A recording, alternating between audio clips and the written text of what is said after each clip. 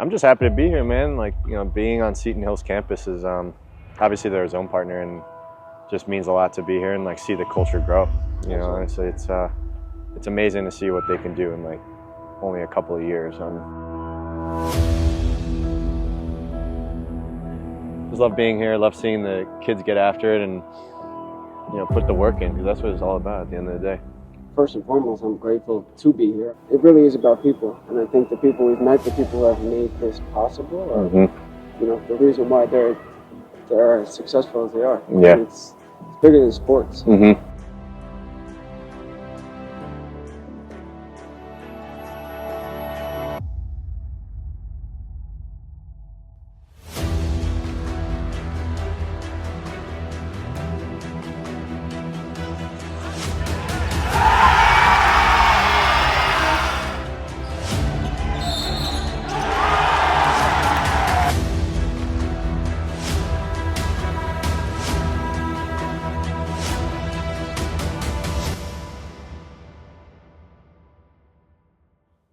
Guys, what's going on? How's everyone doing tonight?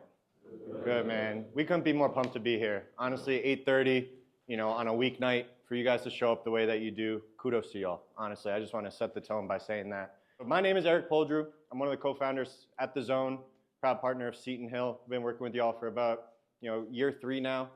Our goal is really creating a community of guys showing up for one another, showing up for their families, because at the end of the day, if we're not good ourselves, it's really hard to pour from an empty cup. I played baseball in college, and when Teddy played basketball, I didn't know who to go to. And I was really struggling, jump into my story in a little bit, but I was really struggling. When my mom was sick, single mom household, financial stress, I was smoking weed close to every day to like cope as a Band-Aid, and it got really hard. And I realized the power of community, leaning on each other, and really understanding if we show up for one another, we're way more alike than unalike, first and foremost. And 2, the power of people can bring us through certain scenarios.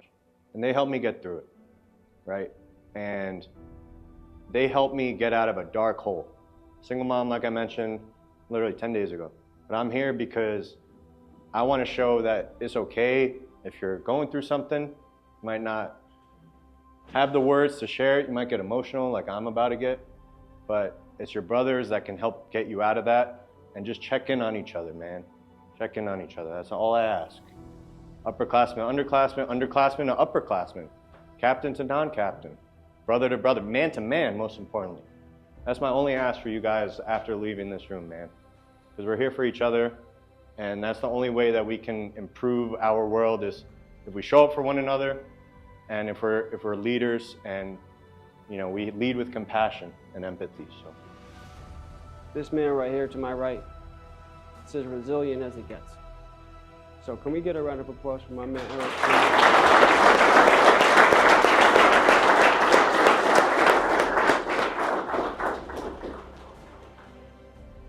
It's real. Yeah. Got no other words, truly. For those who may not have shared, totally okay, because we've all been down there, I know I have. But if you guys ever want to hit us up and just want to have a talk, Teddy and I are here to lend an ear. We don't need to give advice, we can just talk. And we're here to listen and be there for one another. Teddy Sorles played basketball in college. I just want to start by saying this is a safe space. This is a space that, quite honestly, it doesn't happen very often. So you guys showing up for each other, like Eric said, kudos to you. With that said, we're here to inspire, to give hope, and to hopefully help in the long run. The way we like to think about being mentally strong is just dealing with life every day. Being a man is fucking hard, honestly. Whether it's being a good brother, a family member, son, a teammate, life has so many expectations of us as men. If we're the rock for our families and our friends, who's helping the rock, right? I think that's a really real question. And this is why this is happening right now. And for me, I was struggling with a lot of performance anxiety at the time. I was in my head like crazy. When I was in the batter's box, especially playing in front of some scouts, I was not the player that I was. And it was because I was in my own head. And I didn't have the right coping mechanisms or strategies to make sure that I was putting my best self forward each and every day. And because of that experience, 1 is why we're here today.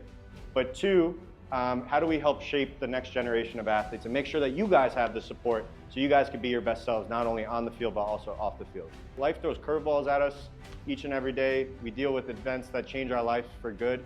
And having that confidence to not only seek help, but persevere at the end of the day, that's where we see as being mentally strong. Yeah, I think the word that comes to mind is resiliency.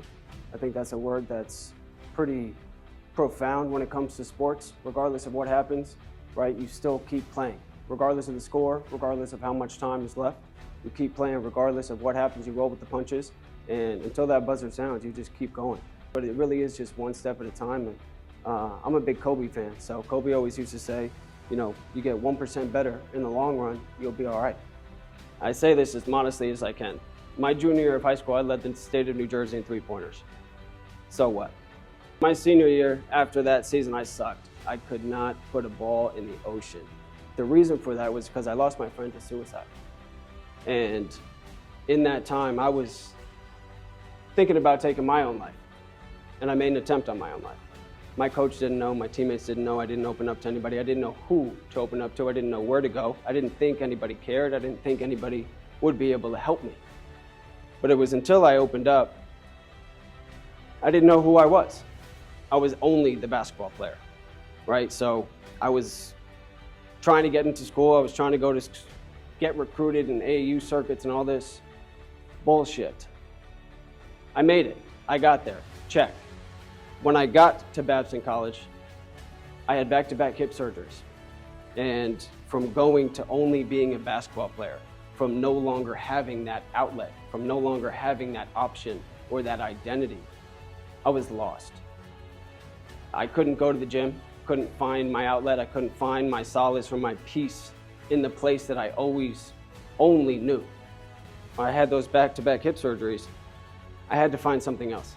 I had to find somebody else to be. So I became a photographer, I became a videographer, I love creative stuff, I always have had that in me, but I didn't have the time, I didn't have the urge to go do it because I was only a basketball player. So now this gives me a reinvented purpose of who I am, because if I can help one athlete, if I can save one life, we have a platform now that's reached across the country of over 500 athletes, but it's one life.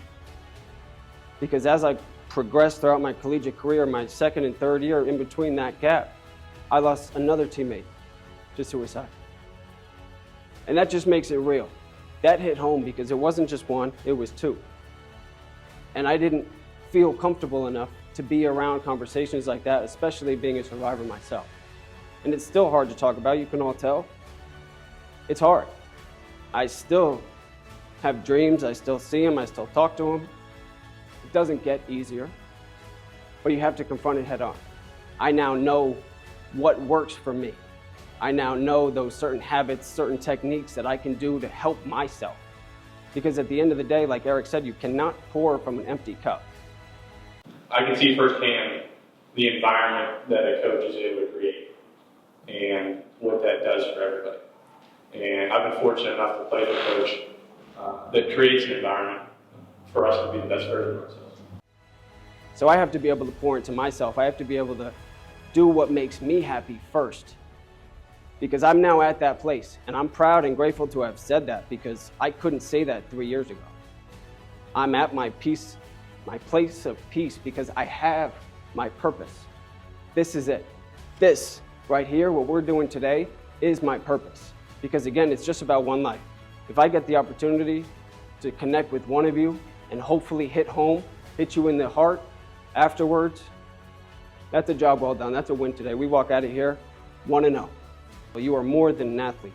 So I hope you all know, once you walk out of these doors, once you walk out campus, there is a next step. But it's up to you to find that out.